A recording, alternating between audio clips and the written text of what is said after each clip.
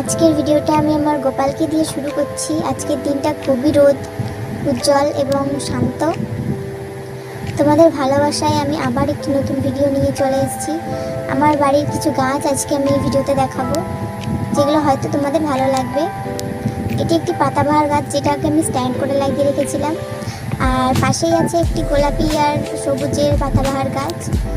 এখানে একটি ভাঁড়ের মধ্যে আমি পাতাবাহার গাছটা লাগিয়ে ঝুলিয়ে রেখেছিলাম।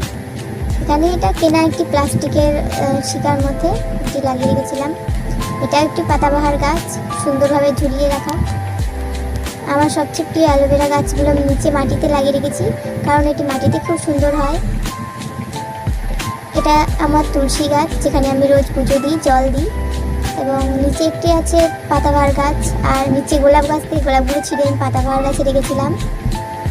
এখানে দশতারা ফুল, টাইম ফুল, যে যাই বলো না কেন, আমি লাগিয়েছিলাম, খুব সুন্দরভাবে হয়ে গেছে। এখানে দেখতেই পাচ্ছ কত সুন্দর লাগছে। পাশেই আছে আরেকটি গোলাপ গাছ, যেটাতে কমলা কালারের গোলাপ হয়। এটাকে আমি জলের ড্রামের মধ্যে লাগিয়েছিলাম। দেখা হচ্ছে নেক্সট ভিডিওতে আবার আর কিছু